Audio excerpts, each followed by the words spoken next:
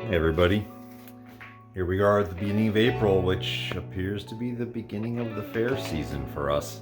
Um, big changes here at Baltimore Knife and Man at Arms. We've completely redone the shop as we've been talking about before.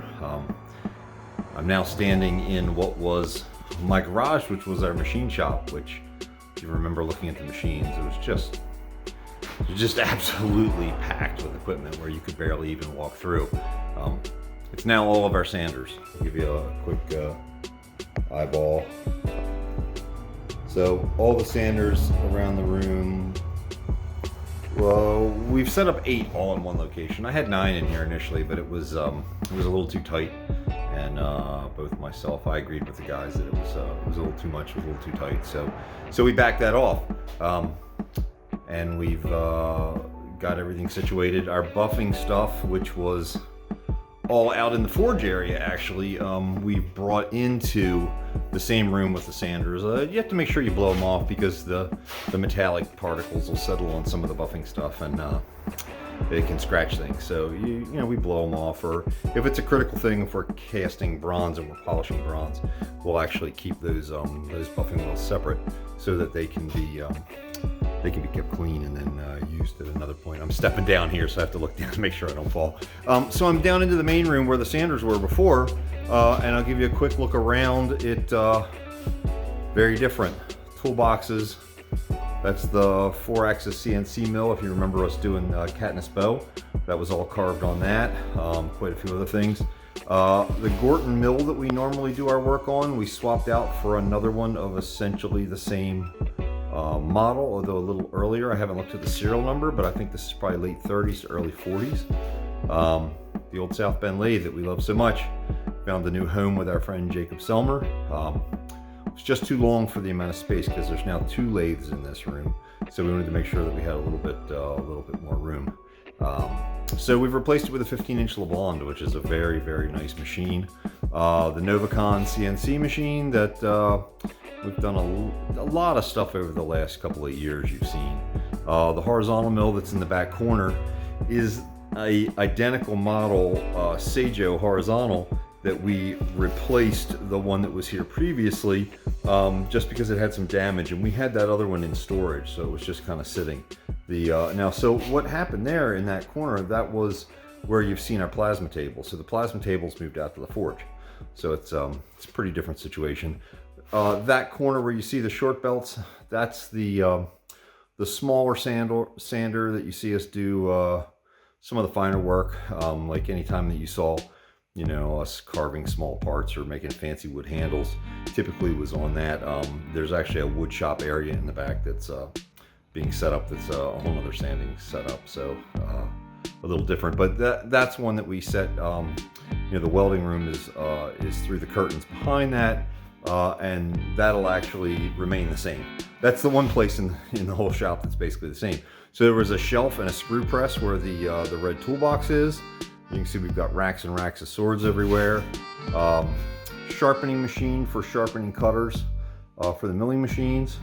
And then this is a Microkinetics CNC lathe that has been in the background of a few shots. You haven't seen us run it because it hasn't been running. Saw some stuff in one of the previous things where we put the control box on it. When I moved it over here, everything was intact, and I made a little mistake, and the control box, the physical box itself, the metal of the box was damaged, and so we had to pull the computer off. And my friend Craig Kepner, who's building that for me, he took that back and repaired that. So he's got that. Actually, he's got it finished, so we're ready to reinstall. We'll probably do sometime during this week. I'm gonna walk, kind of give you a little look from behind. I'm gonna move out into the forge, which is all as different as it could possibly be. Still a lot of stuff packed around because we're still just finishing up construction. But so you see, that's the CNC plasma table. It's got some lighting on it that we're putting up, and of course these are some of our studio lights that are standing here in front of the mill, the rolling mill. Power hammers, you know, there's the Bradley forges, the Nazel 2. We've moved the hydraulic press out there. That press has been down for a little over a year. It turned out it was just a wiring problem. I just couldn't get to it. So one of the screw presses, not the one you see us the most, this is the one we do most of the forging and holding for big twisting. We actually moved the one that we do all the chisel work.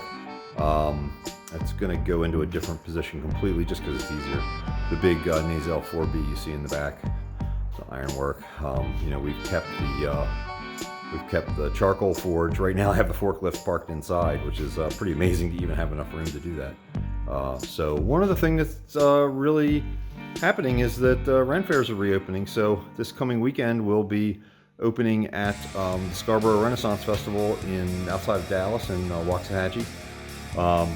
And that's expected to do the full run. Now they're held to only 50% capacity, I think, but that is about what they get for the opening weekends. So it should allow them a pretty strong opening. And then we know that Tennessee is going ahead, and we have a big new building that we're working with Legacy Forge at the Ohio Renaissance Festival.